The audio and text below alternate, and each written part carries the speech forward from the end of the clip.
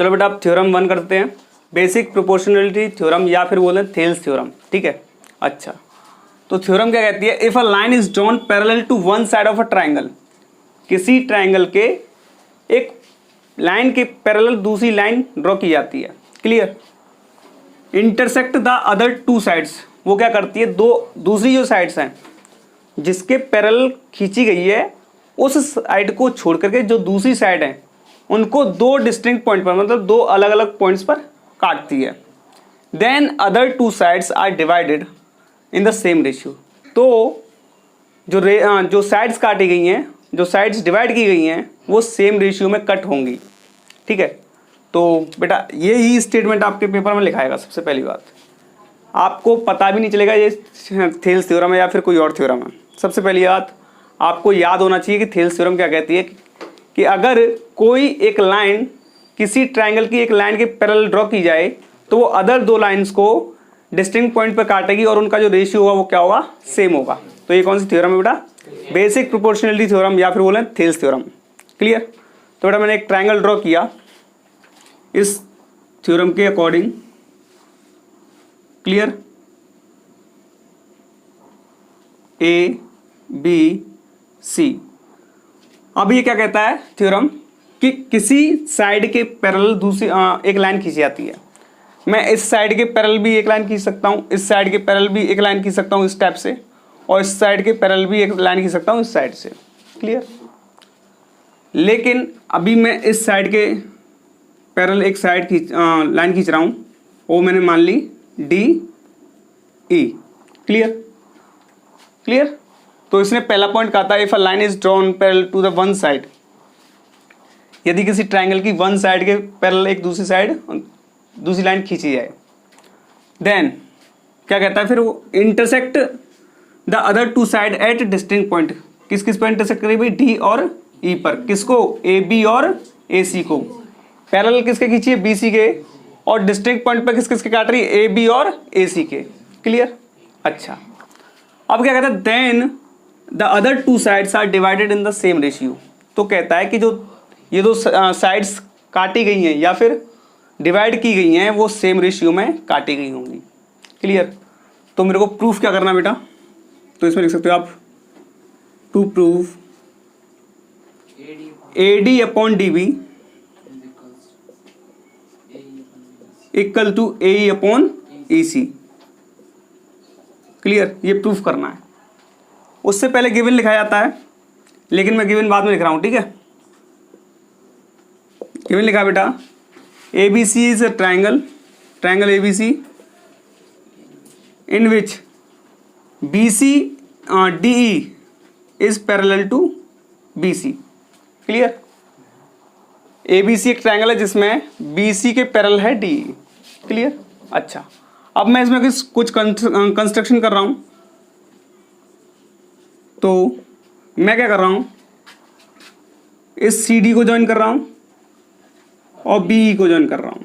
Clear, join C D and B E, और कुछ और कंस्ट्रक्शन कर रहा हूं बेटा, यहां से मैं एक परपेंडिकुलर डाल रहा हूं एम, और यहां से परपेंडिकुलर डाल रहा हूं बेटा एल।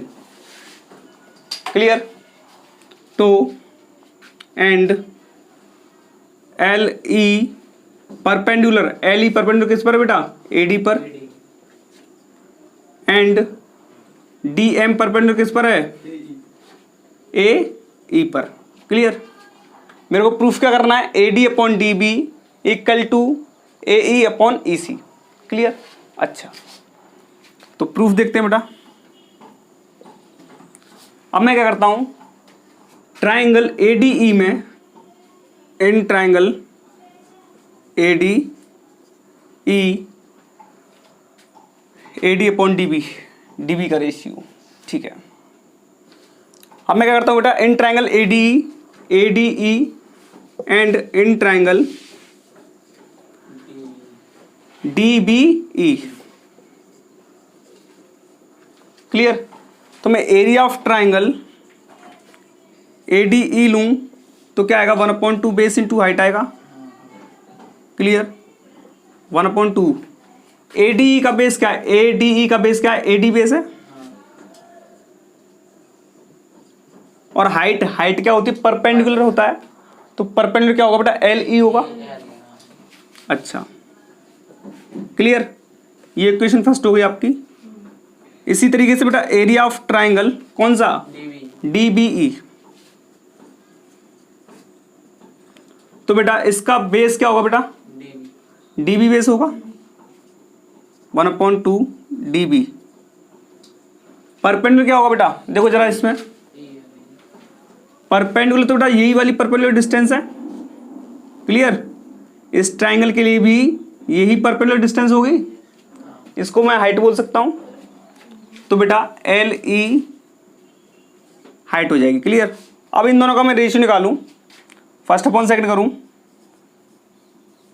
तो area of triangle ADE upon area of triangle DBE equal to बेटा 1/2 से 1/2 कटेगा और LE से LE कटेगा और कौन रह जाएगा बेटा? AD upon DB। ये इक्वेशन थर्ड हो गई। क्लियर। इसी टाइप से बेटा now in triangle AED and in triangle, हाँ भाई DCE बोलूं या फिर ECD बोलूं या CED बोलूं, बात एक ही है। ठीक है। तो DEC, तो बेटा एरिया ऑफ ट्राइंगल AED, तो बेटा वो क्या होगा? 1/2 बेस क्या बेटा? AE हो जाएगा और हाइट क्या बेटा? DM हो जाएगी। भाई बेस ये है तो हाइट ये वाली हो जाएगी। क्लियर। तो ये हाइट होगी बेटा DM। इसको इक्वेशन बेटा थर्ड दो। Now area of triangle what? DEC, तो 1/2 बेस क्या रहेगा बेटा? बेस EC रहेगा। क्लियर। भाई बेस ये रहेगा EC और परपेंडिकुलर डिस्टेंस तो बेटा यही रहेगी, तो ये परपेंडिकुलर डिस्टेंस DM। ये इक्वेशन फोर्थ। अब अगर मैं थर्ड और फोर्थ का रेशियो निकालूं तो area of triangle AED, clear, and area of triangle what? DEC, थोड़ा 1/2 से 1/2 कटेगा, DM से DM कटेगा, कौन आएगा? AE अपॉन EC आएगा। इसको इक्वेशन में फिफ्थ दे सकता हूं। क्लियर। अच्छा, अब आपने क्या 9th क्लास में एक थ्योरम पढ़ी होगी, two triangles on the same base and between the same parallel are equal in area. दो ट्राइंगल सेम बेस पर हों और सेम पैरेलल लाइन के बीच में हों तो उनके एरिया क्या होते हैं? इक्वल होते हैं। क्लियर। अच्छा, तो बेटा ये देखो, जो दो ट्राइंगल हैं DBC ट्राइंगल को देखूं तो बेटा DBC और DEC का बेस क्या है? DE। अगर मैं इस ट्राइंगल का बेस देखूं DBE का, तो कौन सा बेस आ रहा है? और बेटा इस वाले का भी बेस और सेम पैरेलल आ रही बेटा दोनों के बीच में BC। क्लियर। तो बेटा DEC और DBE, तो मैं बोल सकता हूं बेटा area of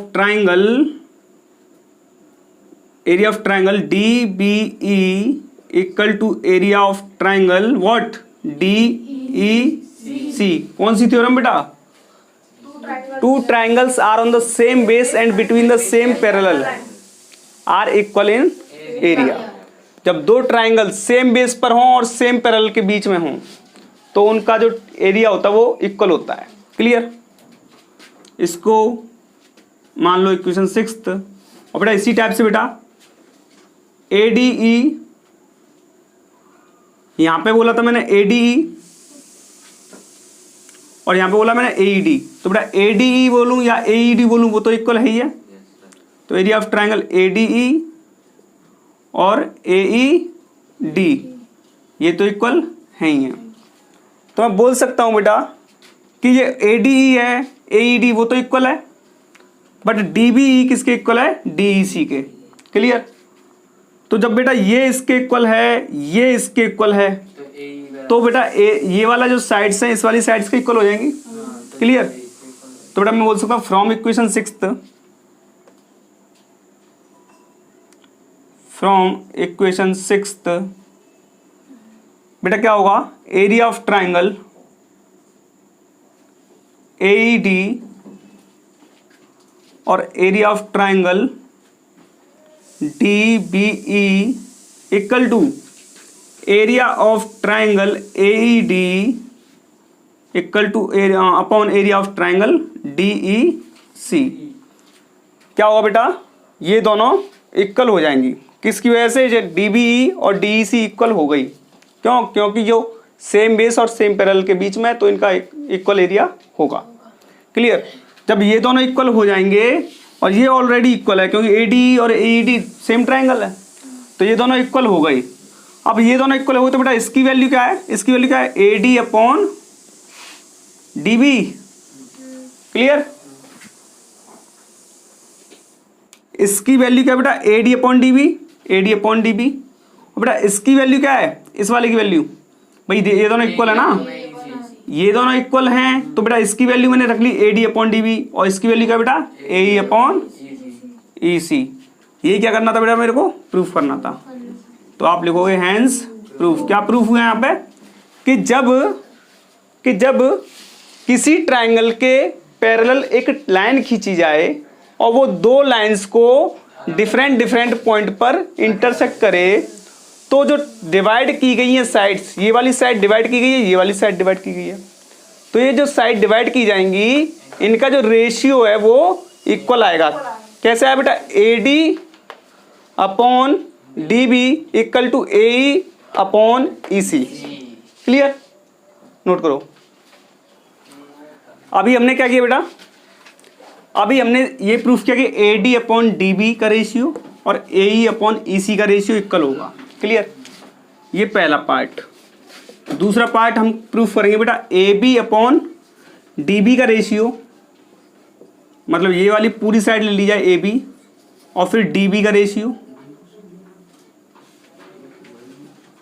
equal to AC upon EC का रेशियो। अभी ये प्रूफ करते हैं इसी की हेल्प से, क्योंकि ये भी तो एक रेशियो AB अपॉन DB, ठीक है, AB अपॉन DB और AC अपॉन EC, ये भी रेशियो है उन्हीं साइड्स का। क्लियर, तो हम इसकी हेल्प से इसको प्रूफ करते हैं बेटा। तो वी नो दैट, अभी हमने प्रूफ किया है क्या, कि AD upon DB equal to AE upon EC। दोनों तरफ हम 1 1 ऐड करते हैं बेटा, तो AD अपॉन DB प्लस 1 और AE upon EC plus 1। Clear, तो बेटा एलसीएम लेने के बाद ये DB एलसीएम आएगा यहाँ से और ये हो जाएगा बेटा AD प्लस DB। इसी टाइप से बेटा EC यहाँ से एलसीएम आएगा और ये हो जाएगा बेटा AE प्लस EC। क्लियर, अब यहाँ से देखो बेटा AD plus DB, AD plus DB को लिख सकता हूँ बेटा मैं AB। क्लियर, और नीचे क्या बेटा DB है। इसी टाइप से बेटा AE plus EC, AE plus EC, AE plus EC equal to AC बनेगा अपॉन EC।